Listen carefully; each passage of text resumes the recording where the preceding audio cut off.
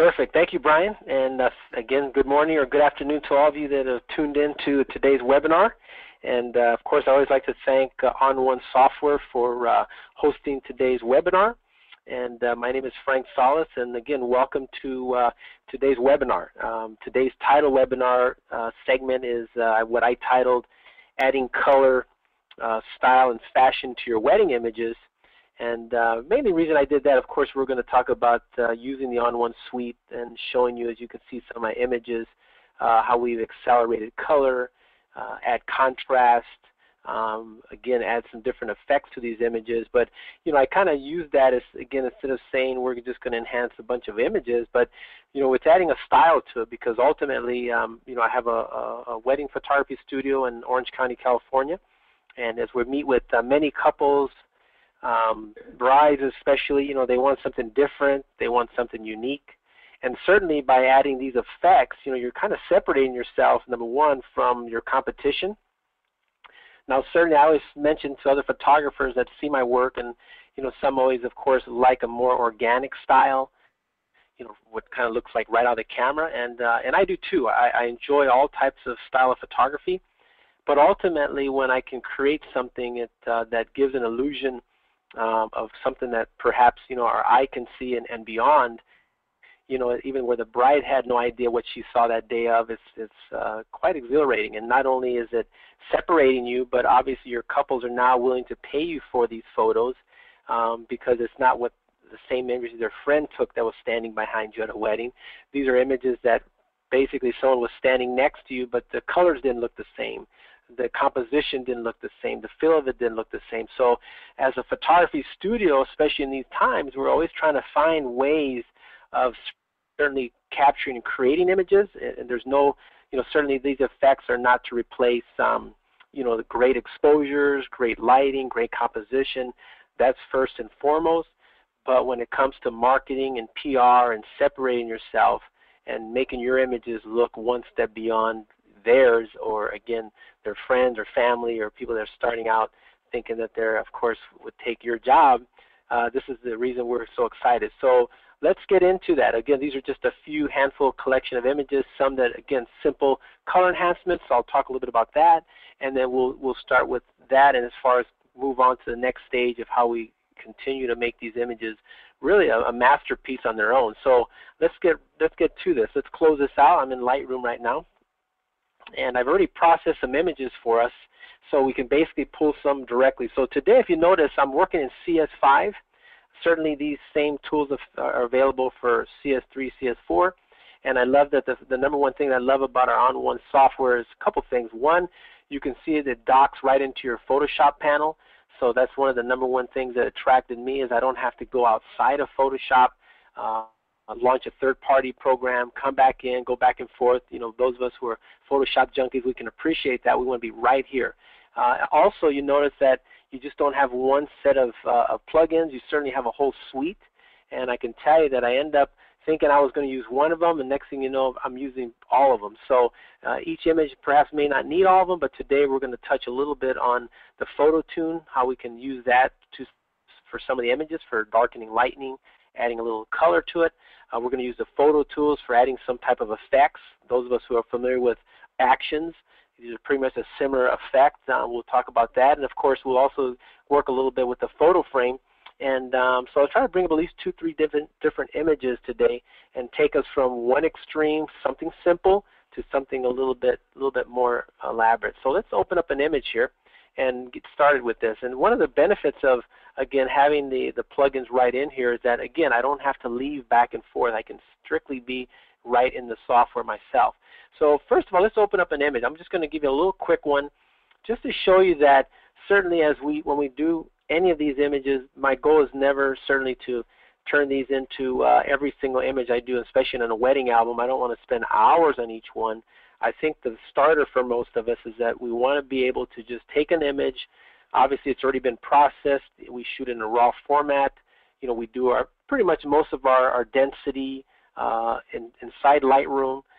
We convert that out to maybe a JPEG, and that's what you're seeing in front of you. So ultimately, when we give our clients this original image to view, there's really nothing exactly done beyond what you see here. I mean, certainly it looks great. We've made sure that there's details, and in most cases I'm shooting wedding dresses, so we make sure there's details in whites, details in the darks, get the right skin tone, because when you start adding actions and plugins, you'll notice that it starts building up contrast.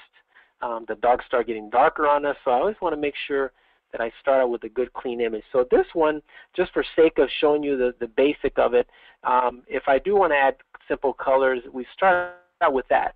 So basically in our suite, I'm going to open this up for us, and you'll see here that one of the simple things that they have here, and I always invite everyone to go through each of these, because certainly it's kind of confusing because you've got this huge library of all these features. So if you're already as what I call a power user in the onOne suite, you're kind of very familiar. But for those of you that's kind of new for it, don't be afraid to go through each one, bring an image in, play with it, and that's how you kind of get familiar with it. So in the PhotoTune, this one is a great feature. Same thing. If I want to add a contrast to the image, if I want to add some skin color to the image, if you notice up here on top, you can adjust tone, color. Again, you've got skin tune if you want to really fine tune the skin tone, and of course adding detail for sharpening is required. But for me, a lot of times, since I've already processed a lot of my images, you'll notice that I'm really sometimes just warming up certain sections. Now, here's one quick thing I just want to add before we go through this.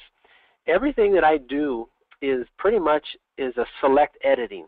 And what I mean by that, you'll notice today, and hopefully you might even change your ways in this sense, is that when we select an action, normally you're clicking on one image, one action, it does the whole thing. The whole image, as we call it, a global effect. But the secret for my process is everything I do, which I'll illustrate here, is select editing. So let's say in this particular case, I want the skin tones to be warmer, for example, right? Or in this case, I'm going to work on brightness because we're in the tone section here. So basically by holding down your mouse key, which I'm doing, and going over this image, I can either do it that way, I can drag up and down in here and select that for the actual density. Okay, I'm going to reset that. Or I can come over here and basically go back and forth and do the same thing with my sliders. Okay, that's one effect here. Okay, so in most cases when I come in here, my density is pretty good. What I'm after is really maybe adding a little color enhancements. So you can use this as well. You can come in here, you notice you've got all your various color tones in each of the corners here, okay, even with your sliders. So if I want to add perhaps a yellow tone to it, I can move the slider. You can move it the opposite way. Obviously it subtracts the yellow. I can go with that effect. If you notice over in this section the same thing, as I reset it, if I know that I want to warm up the skin tone, maybe I can just pick on certain colors, okay. So that's one way of doing that there, okay. So I can add that globally. If I end up doing the advanced technique here for myself, let's say I'm going to exaggerate. Let's say I'm happy with the skin tones. I want to add a little warmth to the background. Here's what I mean about select editing. I'm looking at the background only. You notice how the faces are getting kind of totally over yellowed, but the background's a little warmer.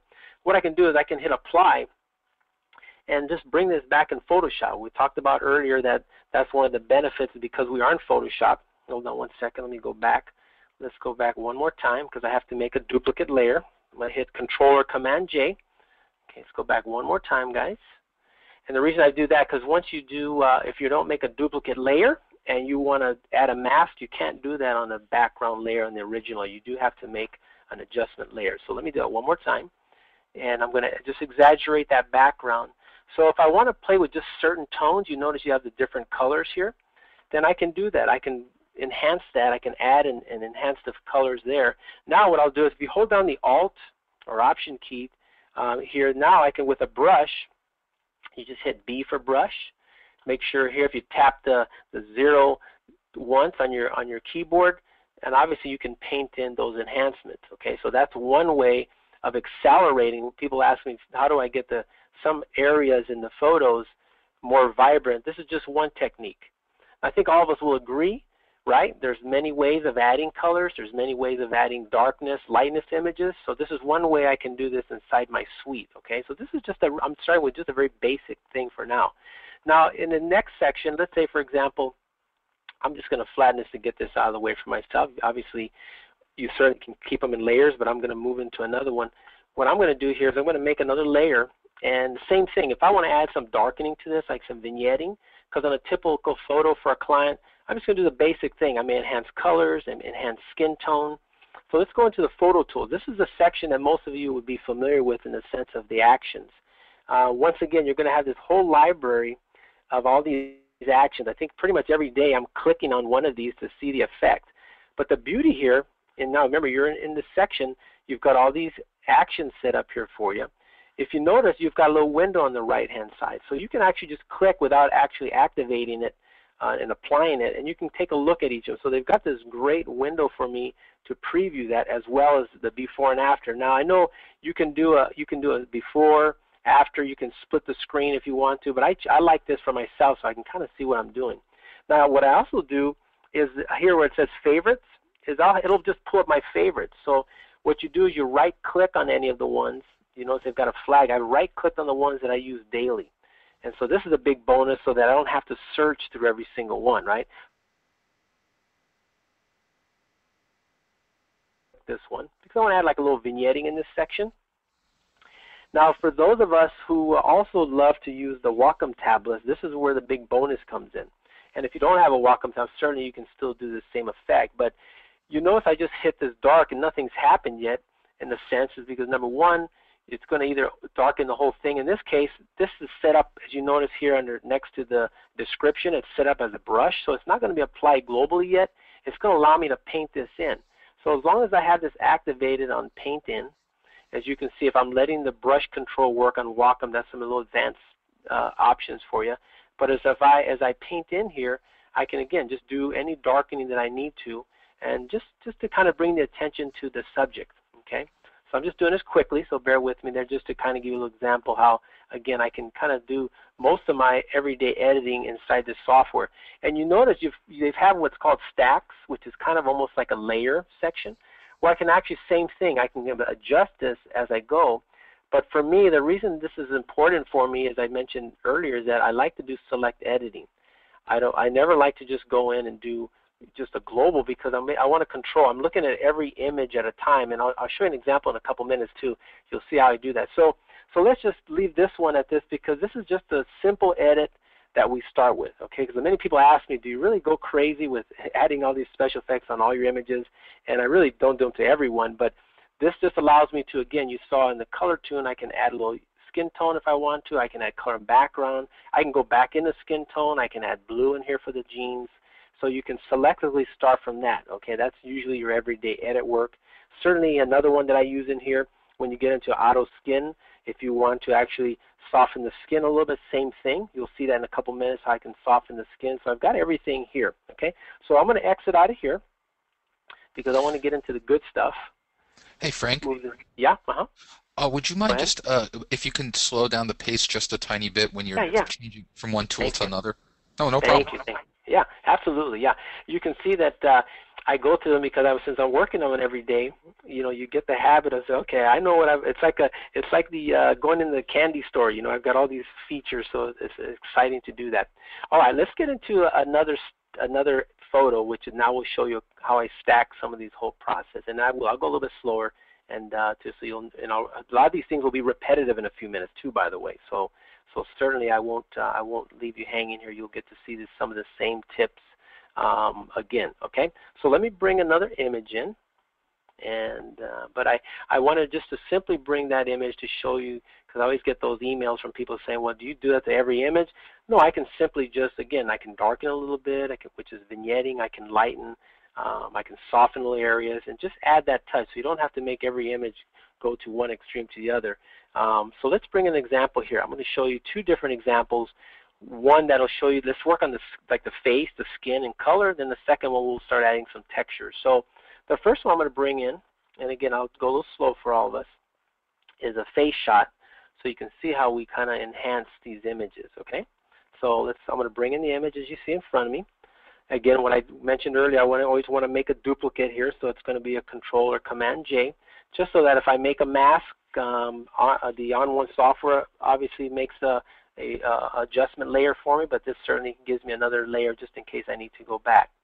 All right, so let's get started with this one. Now this one, When I do a lot of headshots of brides in this case, or even if you're doing children portraits or just close-ups, you know, obviously two things. Number one, any enhancements that I need to do, like retouching imperfections, certainly I will do that, you know, with basically a healing brush, etc. in Photoshop. So we know that. This one, she's got pretty good skin. We don't need to do any physical retouching on her skin, but we may want to, in this case, do 2 or 3 steps. First step maybe we want to do is kind of enhance a little contrast in the image. Number 2, we maybe want to boost some colors in the image. And then number 3, obviously, so we may want to soften a little bit of this, okay?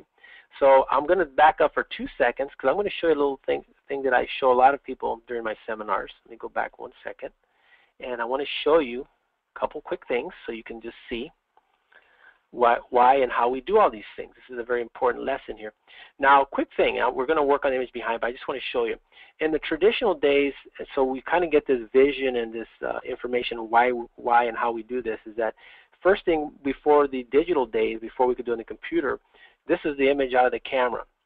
So I guess the secret to a lot of this is really, sure, we all can click on the different tools and add the effects, but you know, as going through years of print competition and I used to print in the darkroom for many years, you know, what this has done is allowed me to know what to enhance, okay?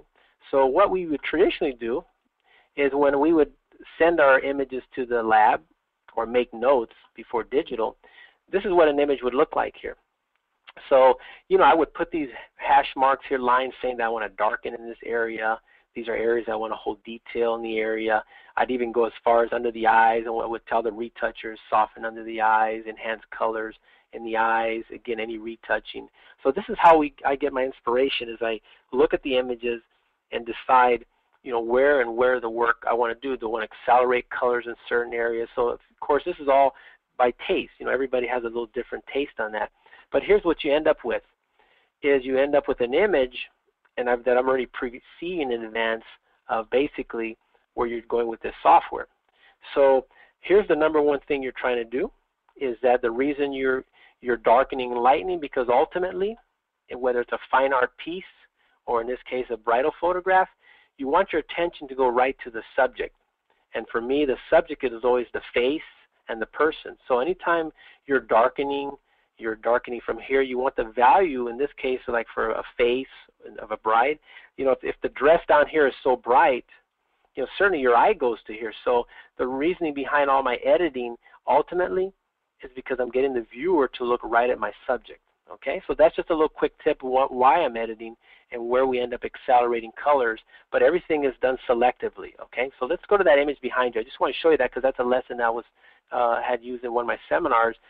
People always ask me, how do you know which ones to do? Well, it's like traditional darkroom work. We would always make notes where we would do this. Here I didn't get to make those notes, but as I showed you the 2-3 steps. So let's start out with a little bit of contrast first of all. I'm going to go into, basically in this one, I'm going to go into PhotoTools. And I've set up, again, my favorites. So again, I invite you, if you do download as a trial, you know, literally take an image and click through all these. Now, of course, you know, I always cheat because of everyday work. I will sit here and right-click. So if I like this image, you see that? You just right-click, hit Favorite, and there you go. Okay, so I will do a little section here of my own that I use, and allows me to instantly pick this so that when we're doing our workflow every day, you're not having to sift through all of them. So first of all, let's do here, you see those sections I have. You've got several options here. Remember we talked about adding color. I'm going to double-click this one first.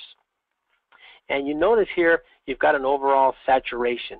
In this case, when you double-click it, it globally adds color. Now remember the window on the right side, that lets you see what it's doing. Now the beauty of this, again, whether you're using Wacom tablet or not, is a couple things. One, you notice the original is under here. On the right, it just added the boost color. And remember we talked about you have this fader slider here. So I can either take this down. Now the worst part here is that you have to decide where you're boosting color. Now in this particular case, I may have to do this twice. Let's say I'm going for skin tone here. Well, the skin tone right there would look great, right here where I'm at maybe 34%. But if I take that all the way to the right, it's on fire, right? So you have to decide where are you boosting. So in this case, let's say I look at her hands and her blouse, her dress underneath there, and I can go underneath and enhance that. So I'm going to work on that first. So what I'll do is I'll make sure this is activated. make sure you have your brush activated down below. You see the little tools here. Got to make sure you click on that brush or else this won't appear. Make sure this says paint in because you have an option of erasing or painting out, and so make sure it says paint in. And so basically, in this case, you notice how it's already added to my whole image. So in this case, I have to actually paint out because obviously it's already, and make sure you've got the opacity there, it's already done it globally for me. Okay, some of the other ones, if you notice here back at the selections, if there's a little brush by it, that means that you're actually going to have to paint in the selection. Okay, if it doesn't have a brush, which this one does, it's going to apply it globally. See, remember I'm here all over the face, and I said that's a little bit too much. Then I can hit paint out, I should say, and take out areas. And I'm doing this a little quickly here, so if it's running over, I would definitely take my time and not just do it sloppily here. But I would take out certain areas if the hands are a little bit too much, etc. I would kind of work in that scenario so that I get out exactly where I want. But I can still leave in the boost color in certain areas. Okay, so that's the other option you're doing. Okay, so I can leave that in like that. Okay. All right, so if I like it like that, that'd be great. Now let's say I want to add some to the face. I can actually stack that. If I double click this again, it's going to stack that one more time. Now it's done a global effect. You notice up here under stack, I have that selection. I'm just paying attention to the face now, just the face. Okay, so if I just want to add a little bit to the face, I'll have to paint out the rest of the photo as well. Okay, and there's a couple options that you have, but I don't want to over-exaggerate the other area. But that's the one thing that I love about this is that normally I would have to either exit this program or some other types and come back in, but here it allows me to stack options. And there's been many times that on this selections I've added like 5 or 6 right away because it gives me a feature of painting in. Okay, so I can leave it at that. Okay, now many times when I add effects and I leave here, that's okay because you remember, let's take a look what happens when I apply this. It's going to come back into Photoshop and it's going to process this on a separate layer. Okay, I just want you to see that because I still want to add. Now you're looking at it as it's adding each effect because I've added 2 different effects on here. So right now it's going crazy in front of you, seeing as Photoshop is rendering that. But you see now I have that on a separate layer. So if I go before and after. Okay, so you have a separate layer, and now I still made one for myself earlier. That's just habit, but onOne will produce that for you as well. So let me go in one more time because there's a couple more effects on this image. So I'm going to go back into PhotoTools, and we want to add a little bit more contrast. Here's another favorite feature I like to do. Okay, I'm going to make sure I'm inside my favorites, and I'm going to ask for, it says here, brush more detail. Okay, let's double click that. Now nothing's happening yet because you notice this warning here saying that the effect you have selected is designed to be painted in. So it's a good reminder for you. So what I'll do is I'll lower the brush, and in this case I'm going to zoom in a little bit so you guys can see that. You notice here one of my favorite images I like to do are the close-up of eyes because I can enhance that. So if you notice, I'm going to brush more detail in here, and if I'm going to exaggerate this so you guys can see that, and I can come into where the makeup is and her eyebrows and her eyelashes, and now you can see I'm painting in some more detail there, just like that. And this gives you almost the illusion of the focus right there. It seems like it's making it extra sharper. Let me back out just 1 second. And there you go. See the difference there? You're making it sharp. And of course, if that's too sharp for you in an image, you can come back and forth on that. But that's one of my little secret tips when I do eyes, and especially with the bridals, where they're spending the big bucks on these having the makeup done, and it just really pops the eyes out. And hers, of course, exaggerate more because she's got that beautiful color. And the rest of it's up to you. Sometimes this is already out of focus, so I may not want to sharpen that. You can see this photograph was taken with a 51.2, and the aperture was probably about 2.0. I don't shoot these close-ups with at a 1.2 or 1.4 because her nose would probably be a little soft. So this is with a 50 millimeter on a Canon 2.0, so I have a little bit more depth of field in that. So now my last effect on this one, because I just want to show the faces, is I want to add a little softness to this. Now remember, I can stack it on top of this, and if you notice here, you've got what's called an auto skin smoother. And a lot of people ask me that as well. How do you get the skin so soft? And obviously, working with Gaussian blur and so on in Photoshop. And same thing, you can add the effect. You notice how same thing, how it's been a little bit more than others. Okay, you can actually adjust that right here. And then what I'll do, I'm exaggerating this a little bit. And this is, here you go, once again. If I think it's a little bit too much, what I like to do is over the eyes, I may not want it soft over the eyes. I want to hold that detail here. So you'll see the same thing. And again, that's why I only can work with my Wacom tablet. You can certainly use your mouse, but I can't get as fine as it unless I'm using a pen type tool to really let me get in there. Because you may not see this on the screen, whatever screen you're viewing this on right now, but if you end up making a large wall portrait or even a 16 by 20 above, you'll notice that you can see if you really paint it outside. But here I'm able to do that. Now, same thing applies. If I would have applied this on a separate layer, meaning I would have added the coloring of the contrast on the eyes first, went back into Photoshop, let that stay on its own layer. I like to come back into and add that adjustment once again. You can stack it here and keep stacking, but now if I want to play with blend modes for the softening, or if I want to add other or subtract more of it elsewhere, I still have that option. But if right now, if I go back, and this will all be on one layer, and it's going to start taking out some of my details. So you just got to be careful, but those are the two options when you either stack them here or go out. So now you've got your before and after of the acceleration on here. So this is another way how we add a lot of the colors and tones. You hit apply, and basically what it's doing behind the scenes, it's adding those two effects. First of all, it's telling Photoshop to add the contrast on the eyes, which obviously, you can see if you look at it closely, it's adding it globally, but now it realizes that I just painted in a certain section. And then secondly, it's telling Photoshop, once again, to soften those skin tones, and then you add that effect there. Okay, so there you go. So you notice you've got those separate layers. So it's always fully undestructible, I would say. It's editable, so you can always come back. And a lot of times what I'll do is, I'll show you before and after, you've got a very kind of monochromatic, and then you've got all the acceleration and colors. And the only difference, again, that I recommend is when you are, whether you're in Lightroom, which seems to be the majority of us processing our files, is just make sure you have your density, make sure you have more details, and we're going to bring in a wedding image in a second in the whites, and make sure you've got some details in the blacks, because once you start adding all these effects, you can see where it can start adding up for you. So let's move on to another image. I'm just building up to these different scenarios for you guys so you can kind of see. So I'm going to take you into one of my favorite ones, and let's close. We're not going to save this because we'll go back to this. Let's now open up a wedding image so you can actually see the dress. This is always one of my favorite ones because I think the #1 email I get as well is when people are working with wedding dresses. So if any of you are wedding photographers, and the frustration at times is working with a wedding dress that sometimes is blown out, you're metering for the face, and the face looks great density-wise, but now you're having to now process the image and the dress is blown out. So let's bring an image in here. So let's take you from that. I'm going to open up a file of a wedding photo. And this one, you're finally going to see more effects on this one. This one, I'm going to take you from seeing basically using PhotoTools.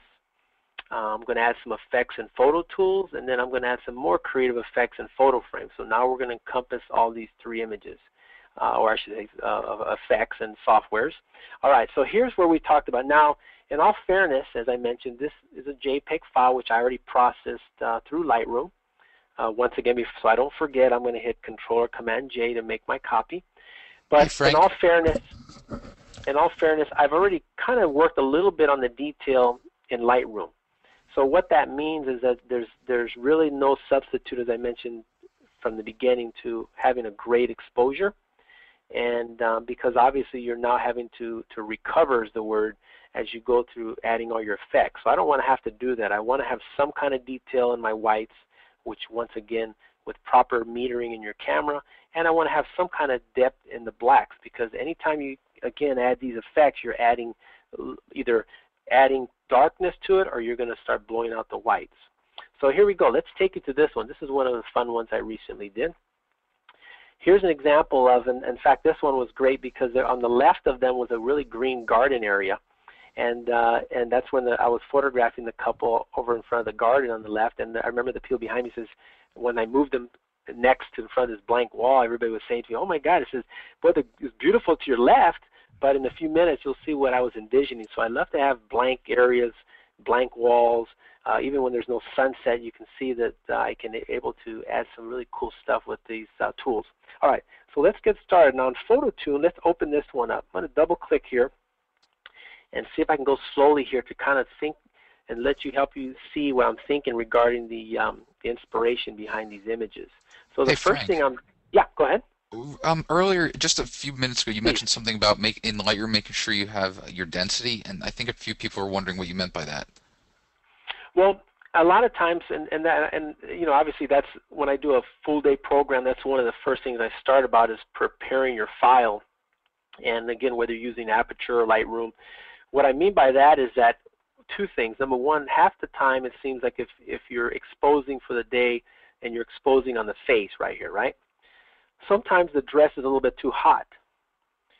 And you say, wait a minute, and then if I darken for the face, in other words, when your exposure in Lightroom, okay, in fact, maybe I can go here if you don't mind. Let me pull an image. Now, all these have obviously already been enhanced, but I'm just going to, since you ask, we'll show you.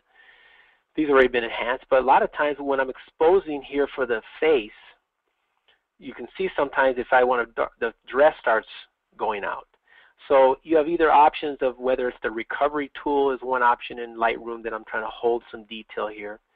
Because as you start adding plugins and effects on your images, you'll notice, especially with blacks start getting blacker, whites start getting whiter, meaning when you increase contrast with filters, increasing contrast loses detail. So you have two options, whether you're working in Lightroom or Camera Raw or Aperture. You know, I'm always adjusting for the skin tone, but sometimes this gets a little advanced. I'll make these a smart object by right-clicking on it. And by doing this, it'll let me go into Photoshop, and it says open a smart object. And basically what that does, it lets me go make an adjustment for the face. The density looks great. But if I still need a little bit more room here, a little bit more darkening here, I can make a duplicate copy of that smart object in Photoshop. It's called Copy Smart Object. In other words, instead of hitting Command J, let me go in Photoshop because it's a little tricky here. You would go into, let's get out real quick, not to sidetrack folks, but this is a cool thing. When I come back here, layer, let's say I made a smart object. You'll know when it's a smart object because it's got like a little box here on your layers tablet inside the icon. But when you want to make a new copy of this, see where it says new? Let's go layer, hold on. Adjustment layer, let's see, hold on. Let's go, here we go, smart object. What's not activated because this is not a smart object, I would do new smart object via copy.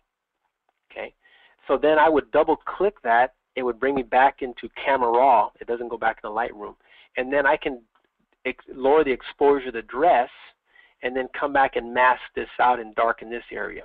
But that's what I'm talking about when I do in Lightroom, that when I process, I'd rather have more, let me go here to the groomsman. So I have detail here. I'd rather have, you see my blacks are zeroed out. So bottom line is I'd rather have less blacks going on to start with, and I'd rather obviously make sure my dresses have some detail, because when I start adding all these effects, you're certainly going to start losing that. So hopefully that gives you some quick examples of that. If I had more time, we'd certainly go through that, but that's what I'm trying to do, okay? All right, let's go back in here and see if this will help. I'm going to touch on a little bit more, but let's go back and see if this will help us. All right, so let's go back into PhotoTools. Actually, I'm sorry, we're going to go back into PhotoTools. I'm going advancing myself. There we go. We're starting with PhotoTools. Now, one quick comment as this is loading. If you like to process things a little bit more advanced in Lightroom, that's fine too. People always ask me that question as well. Why can't you add colors in Lightroom? Why can't you darken in Lightroom? Well, you can. So I think it's your choice as the artist, the photographer, to decide where it's convenient for you. I just find this is easier for me. I don't have to sit there and reinvent the wheel every time. You know, as a busy studio, you know, I can have one or two of my other production people use this software. They don't have to recreate masks all day long, and it takes time. You know, we have maybe 40, 50 albums of production, and we certainly don't want to spend time. So this software is incredible for me because it's quicker, and I can duplicate and replicate everything I do. I don't have to reinvent every time. And one other quick reason for me is that when I'm building wedding albums all day long, you know, if I add an effect here, I want to be able to duplicate it because I've got another 50 or 80 or 100 images in the album, and I want them to be consistent.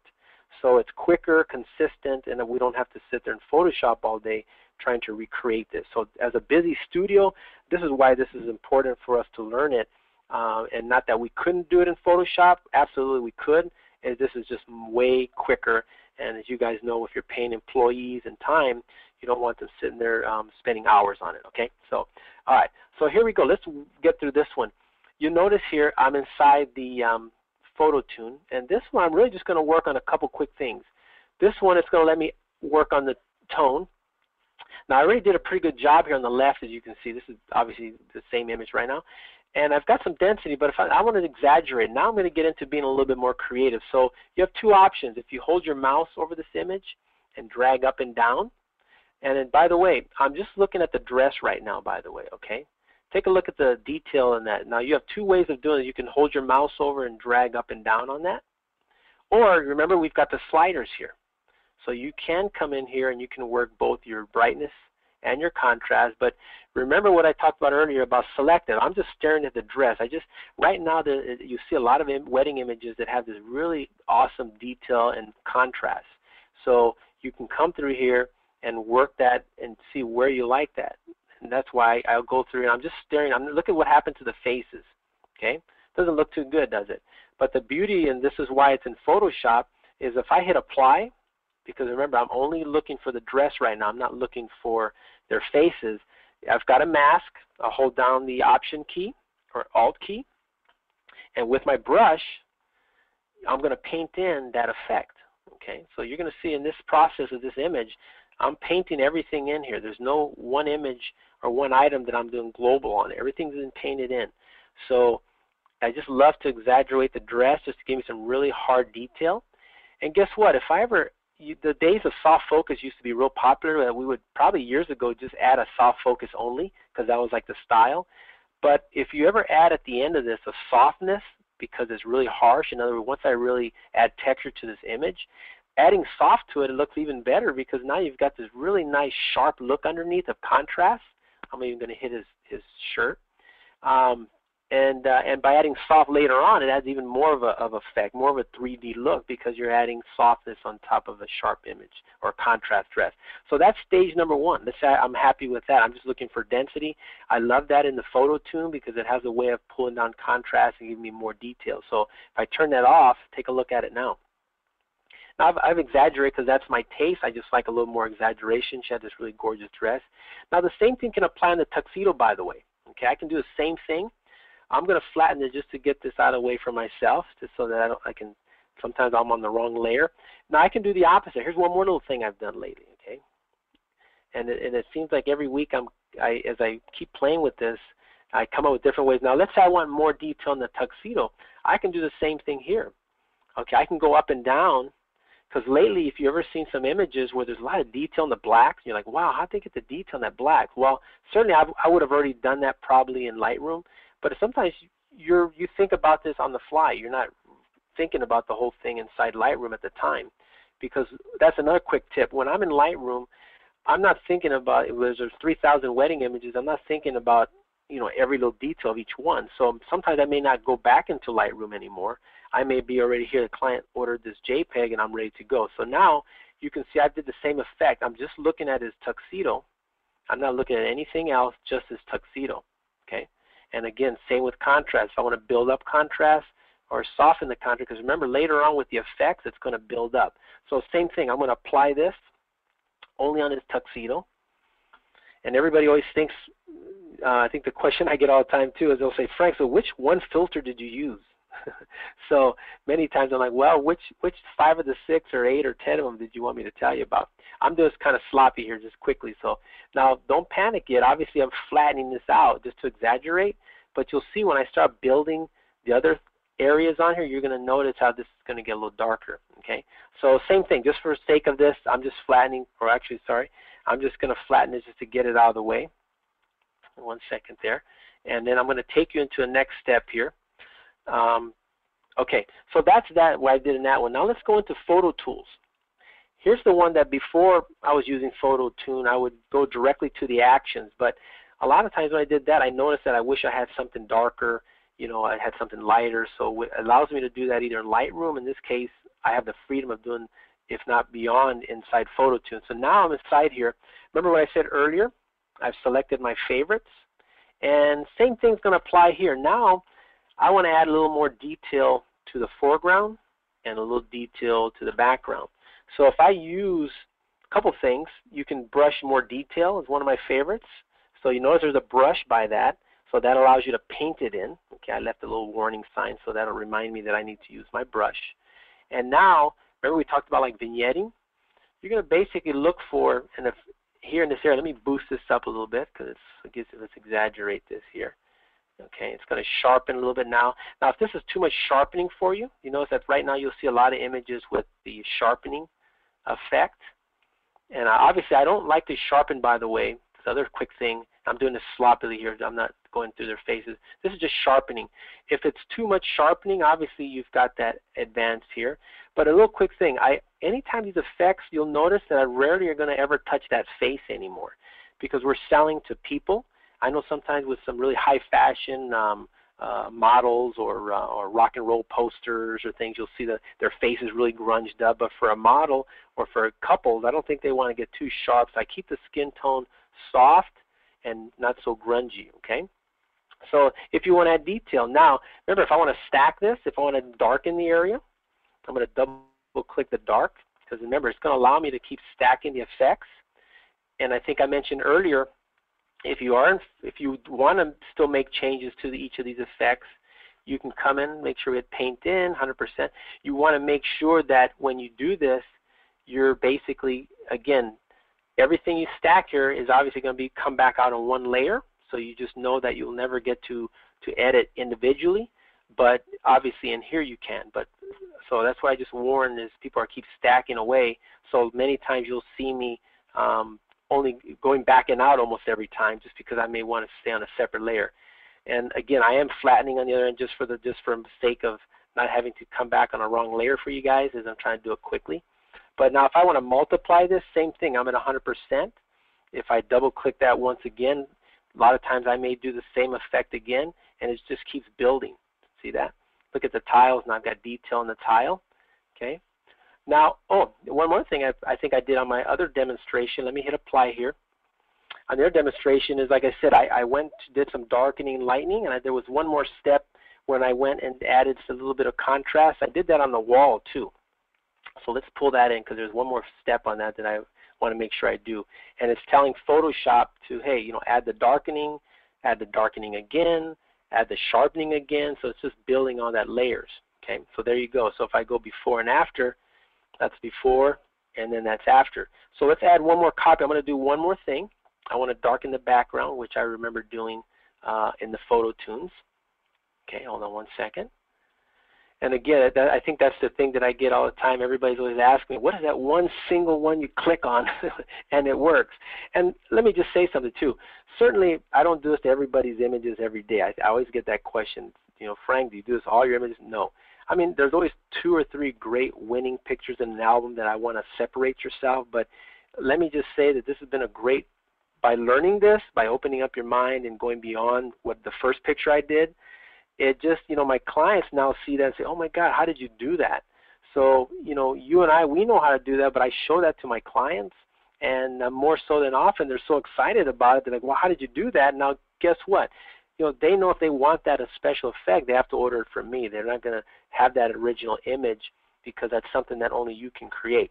Here's the last step I did in here I went earlier. I'm dragging down on the wall here. See the grunge and the darkness in the background? That's another effect I did. I forgot to do earlier. Is I also darken the background this way. I can add the effects earlier, which we did in the back one in the photo tools. But in PhotoTune, I also have the ability to add contrast and darken as well. So I do the same thing here. You notice here, same thing. You can apply the strength of the effect. So if you want to go a little harsher contrast, you can do that as well. And that's usually what I'll do, the same thing. I'll tone down each of these images, backgrounds, and I just end up having to go back and forth. But the reason you wouldn't normally do this, because look at what it does to their face, look at what it does to their dress. But for me, I already know that I'm going to just select maybe the background. So let me hit apply. And I already know in my mind I wanted to darken that down. So what I'll do is same thing is I'll hit the Alt or Option key. It adds that black mask. Hit the B on your keyboard for brush. And remember, if you're up here on opacity, if you hit the number 2, you're at 20%, number 5, you're at 50%, and of course you hit 0. So a lot of these effects, sometimes I'll even just start out like at 20%. Here I'm doing this at 100%. If I hit 5 for 50%, I'll just ease my way. And again, I'm doing this selectively. If you are being meticulous, there are many times that I have made an actual mask around these people in advance. If I'm being very meticulous, like in here, I have masked out the people before if I'm being very particular, but right now, just for sake of demonstrations. So I just want to mention that too, that this allows me to continue to darken certain areas, okay? So let's move on to the next stage. There's 2 more steps in here. Again, I'm going to flatten this just to get it down. I know you guys are probably driving you crazy for that, but I just want to do this so I don't get caught in the wrong layer.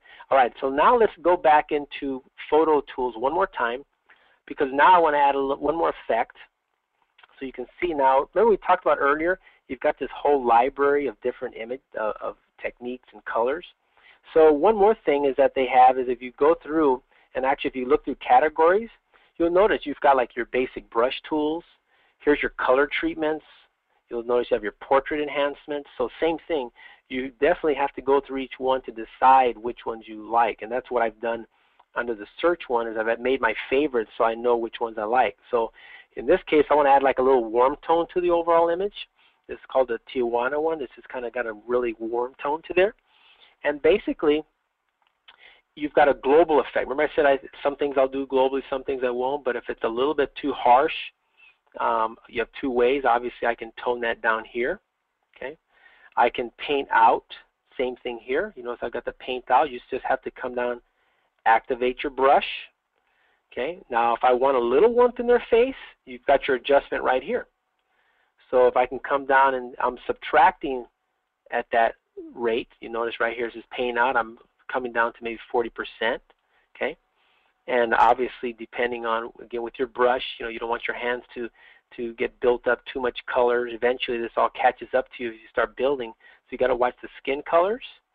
And sometimes if the wedding dress, I'm letting the dress get a little bit warm here, but same thing applies. If it's a white wedding gown, some of the traditional ones, I would have to paint this out because a bride may not want to have a yellow, and in fact I'll do it here, but a yellow dress. So I'm always either painting something out or painting something in. Okay, so there's your effect in this area where you're adding the tone. So again, as you go through here, you'll notice I can add noise, I can boost colors. I mean, constantly go through each one. So now let's hit apply, and let's get to the good stuff here. Let's get to the point now we really want to add a little effect to this. So here's your overall warm tone. And now the other effects that I add, it just keeps going, because many times I'll have like 2 or 3 different versions of this. I'll let this one and save this out as a JPEG, and I'll start with the original one, save this one out. By the way, and that's another little tip that I do. Every effect that I do, if I'm just darkening and lightening the original one, like out of Lightroom, or that stays original. I don't mess with that one. I'll make a copy. The second copy, I'll enhance the colors. The third copy, I'll do some darkening and vignetting and toning on it. And maybe this last effect you'll see here, I can keep going and maybe add some grunge look to it. So one of the demonstrations that I always do is I'll go into now PhotoFrame. And in PhotoFrame is probably the #1 tool I use pretty much for a lot of the effects, just because it's got a huge library of all the different types of effects, whether I need a background, whether I need a border, I need textures. And again, with this being so broad here, once again I invite you to do what I do pretty much daily. I'm clicking through every one of these and looking at them to see which one the one that I like. In this case, I want to add a little texture to this. Many times people would look at like a scratch film. You'll notice here you've got that scratch film effect. That was the original thing we used probably 2-3 years ago. People like that scratch film. Look down here in the bottom. You've got this option of going either a white type of effect on there. If you have like a high key photo, you may want to go that effect. If you like black, obviously a lot of these will darken it. So you pick through. These are all the choices. You've got texture overlays. And I've clicked pretty much through every one of these multiple times. and just look at the background. That's what I love about this, because you already have an instant preview. You can go through and look at the effects. A lot of times I'll use like paper backgrounds. You can see the different effects here that it does. Now, by the way, this one is all a matter of taste. Do you want something really harsh? Do you want something soft? A lot of times I'll use, for example, some of the demonstrations, I've used some of the wood. You'll notice that really separates the wall. I think a lot of times you'll see that on some of my demonstrations where I really add that harsh effect. In fact, I think I used this one on the right here, on the one that I did. So if you hit down below, you notice it says add apply frame, replace frame, or add frame. So since I'm just going to use that one frame, I'm going to hit add frame. Now I'm still inside the PhotoFrame panel. Here's the other beauty of this tool, is that before I get to Photoshop, I have several options. Well, if you're a Photoshop user, you know that blend options are pretty huge for us, right? This basically decides which way this particular file is blending with our image. So I can actually scroll right in PhotoFrame and choose perhaps one of these blend modes. Now, a lot of times if you leave this normal, it'll still come back out. So I left it revealed here on the right. It'll still come back out in a separate layer, so you'll still get to use the Photoshop blend option. So you have that option. What I also like is that without having to go again through every feature in Photoshop, is I can soften that texture on the background. Look at that, I've got a blur mode. So many times if the texture is too pronounced for me, I can soften that up. Okay, so I like to do that as well. Sometimes cut the edge a little bit. So, you know, it's almost like shooting with that, remember 85-1-2 or 51-2 where you blurred the background? This will also give me a little bit of effect on there, so I can kind of add that so maybe it's not too harsh. If you want to add noise to it, change the size of it. So you have all these options here, okay? So what I'll do is I'll actually hit apply. I left it in normal mode for us. Let me close my email thing. It's been in our way there. Sorry about that, guys. Okay. I think we're all used to having 20 things open on our computer at one time. Okay, so now we've added this effect here on there, right? So, of course, all of you that have worked with textures, there's several ways of working with it. One, you saw we can work with the blend options, either here or in PhotoFrame. Secondly, we've got a separate layer. I don't have to worry about that. So what I'll do is same thing as without holding the Option or Alt key, I'll simply just click on the layer mask. The reason I always hold the Option or Alt key is because that turns it into a black mask. In this case, I want to go with it. Now, if you're ever, here's a little shortcut, if you ever decide the last minute you wanted to do basically, you want to reverse that out, if you hold down the Command Option I as India, it'll invert that for you. Okay, that's your shortcut in Photoshop, Command I, and so if you change your mind after you already hit that, go, oh darn it, you can go back and reverse that as a shortcut. You don't have to go reapply that. So now I'm back on here. Make sure that your foreground color, if you hit the X as X-ray, by hitting X and X-ray on your keyboard, you notice here I'm toggling between the black and the white. So normally if you're on a white mask, you want to make sure you're in black. And basically same thing applies. Remember the percentage up here? If on the face, obviously at the faces I'm going to be at 100%. We don't want them to look like they're any older than they are. Obviously same with that. Again, I'm kind of doing this quickly myself just to get it out over that. And that's another question I get emails too, was should you leave some effects or cracking or any grunge effects on the dresses or the faces? I normally don't. Just mainly because number one, if it's a wedding image, the bride's mom's not going to want a picture of her dress looking cracked. But if that's your style, if it's for your wall, and you want to do something very unique, by absolutely, there's no rules on when you create these different textures. But again, just carefully, I'm just doing this quickly, but carefully going through and just taking out areas that will be pretty obvious is what you're doing there. Okay. So now there, look at the effect of that wall. Remember we said earlier with a couple's family says, hey, why are you photographing on that wall? Because it looks pretty blank. Well, it doesn't look too blank to me. So once I've taken this effect, I'm going to do one last stage on this one. Let's just do one last effect. So there you go. That's adding the effects, the texture, the colors. And so let's add one more to this. Let's add one more effect to here. Now, the last thing I like to do is I want to add like some darkening to this. It's still a little bit too bright for me. So many times I have a couple options. I can go back into PhotoTools, darken edges. That's one effect I'll do. I'll go back to the darker selection. I'll tone that down. That's one way. A lot of times I've experimented with, I'll use another texture on another texture overlay. And a lot of times people are surprised because I'll use a texture overlay such as like clouds. You notice how it's darkened in here like this? So some of the scenics that I've worked on, I'll pick like a darkening mode, and it's kind of added like a dark effect on there. Like if I use this here, sometimes if it's a scenic image, and same thing, you can look through all the different blend modes here.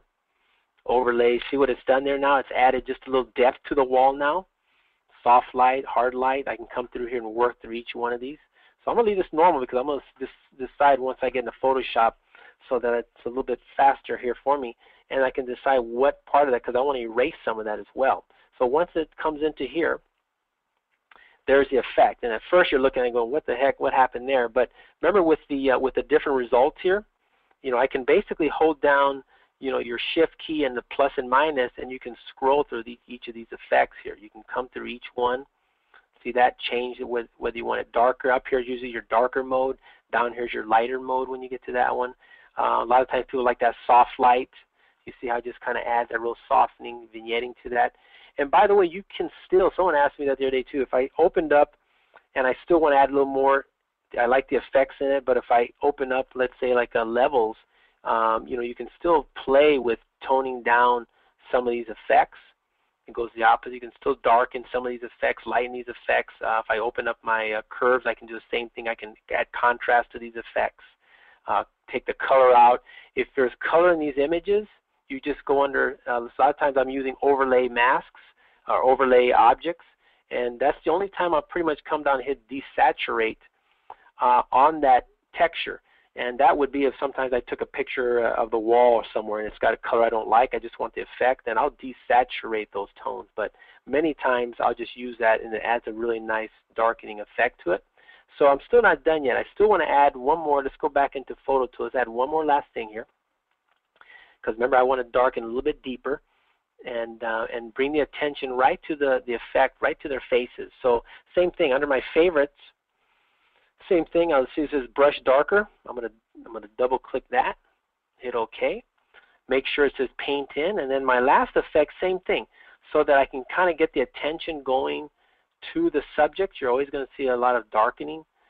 Again, you see how you have that option here on the right. Of course, everything I do sometimes is just exaggerated, but I'm just going through here, you can see. But remember what I said earlier, bottom line for me on a lot of my images, almost every image, is whatever I can do, by the way, to get the attention, to have you look at the subject matter, is what I'm trying to do. And obviously you're going to be a little cleaner through here, like this, but I'm just trying to get your eye to go here. And obviously, let me do one last one here for us.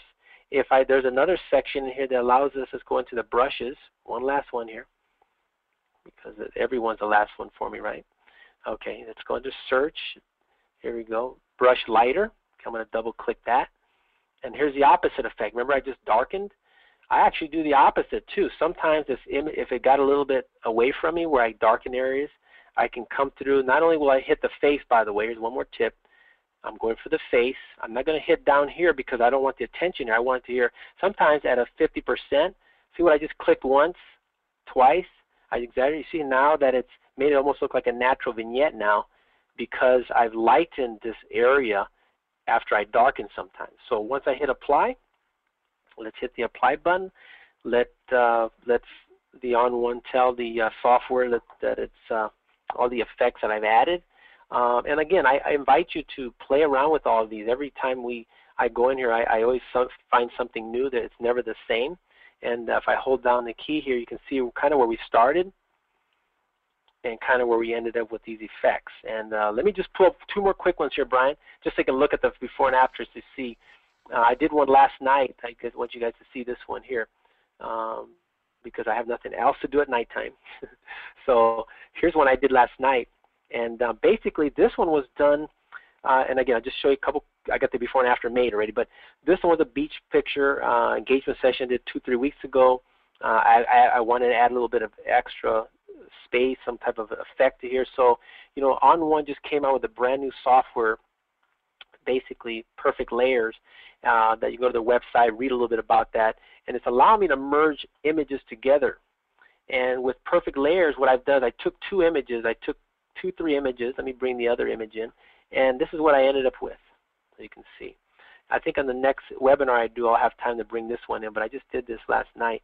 But here's the after effect, where through perfect layers and through using PhotoTools that I just showed you and PhotoFrame, here's the effect that I added with. So what I did was I added the same effects we did earlier on that image. We darkened the areas the way we darkened. We added a little contrast. Remember how I lightened that one area up that I just showed you? We always lighten at the end. This is one of the paper. You see closely the little texture in the background? That's one of the paper overlays in the photo frames. So I play with the papers, the artistic media, all that. And this is what this image of what I took separately of the birds was added in with the new onOne perfect layer software, where it lets me merge two images together and just kind of mask out the area that I needed, and that was your before and after. So I thought that was kind of fun. So next time we do that, I'll bring a couple new ones. And one last one, I think those of you who've either seen me before, we've showed multiple ones like these before. I think that's the tough part. There's so many options. I think those of you have seen images like this, right? We've done the before and after. This is the same effect that we just did now using the other tools. All I did was went back and hit the boost color and just went back and kept painting away certain areas. But you notice I didn't touch their face, left some detail in his suit. So everything, bottom line is, again, everything is selectively added. And I know I said one more, but got to show you one more here. But that's what I've done. Everything is done that is painted in. Here's the non-one. There's another one that I did with the beach one. You notice same thing, kind of effect here. And then the last one, hold on guys. Got to show you the last one because this was kind of fun, where I just kept going. I mean, it just, but again, every one I do has multiple effects done to it. There you go, if you can see that one. And now this one, what I did here, instead of adding obviously a second photo, inside photo frames, if you go in photo frames, these are the clouds. And all I did with the clouds is I just blurred the clouds and came in and added a boost color, but I added blues, so that kind of enhanced that. And then when I did my final vignetting, everything was darkened. Of course, I added my homemade moon just for fun. But when I vignetted everything, I came back with that lighter tool, and then I just focused in just on this area, so that made it look like there was a spotlight. So Brian, I could probably go forever, right? Because there's so many features. But hopefully everybody got enough tips. And if there's any immediate questions, I'll be here just to answer that for you. No, and I could watch forever. That's for sure. Thank you. The one question that I think I did a pretty good job of addressing most of the questions, but there was one good question, kind of a business-related question. So when you have, let's just say you take 4,000 images at a wedding, what would you say is your best guess, the percentage of photos that you would actually retouch? Now, it was a good question that one of our users asked, and it's something that I'm actually interested in your response to. Right, exactly. No, that's always a very popular question, especially when we do the whole wedding workflow. But when I import, let's say, 4,000 pictures from the wedding, and in a very simple way, of course, I'll edit out, of course, all the blinks, and we all know that, and I'll end up with maybe 2,000 or 1,800, my favorite. But realistically, in Lightroom, the only thing that I do, if you are shooting raw format, is I'm just darkening and lightening and color temperature, 3 things in my images. So I'm not adding clarity, or I'm not adding saturation. Remember I told you about my blacks. I'm not really cranking up the blacks. For a client to view their photos for the first time, all 1,800 or 2,000, really just have those 2 or 3 things done. Again, the color temperature, make sure that the color is correct. Darkening, lightening by exposure, obviously that's 2. And making sure my blacks aren't too black, make sure my lights aren't too light. But that's pretty much it. That's for the proofing.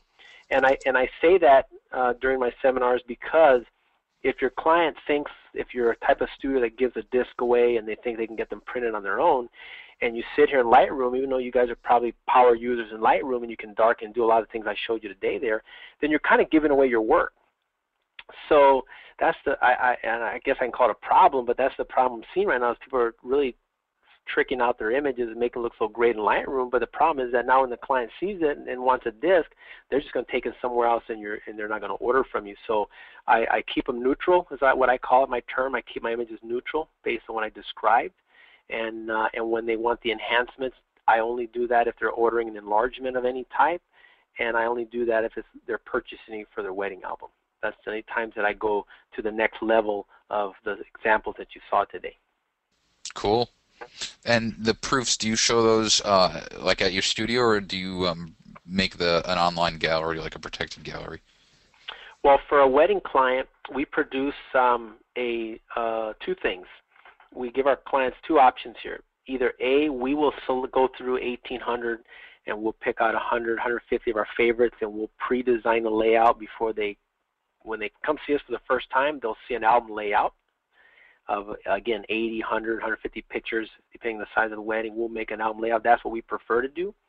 If we have a bride that we think is one that's very particular, she's making it pretty clear she wants to pick her own, then eventually every bride will leave here, whether I show them the album layout or they want to take home proofs. I do a low-resolution disc. It's an 800 by 800 pixel size proof. It's got our logo right across on it. That's their proof that they take home and select their 100 pictures, if you want to call it, 150 pictures.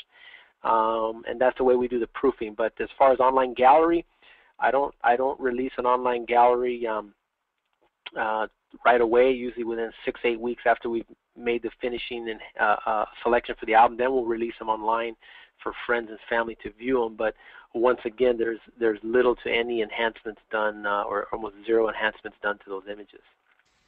Cool. And we have viewers who are very interested to know two things. One, how long have you been a wedding photographer, and two, how did you get your start in it? Well, I'm one of those people that started at 16, 17 years old, so it's I hate to give my age away, but it's pretty much going to 30 years when I got my first job at a wedding studio.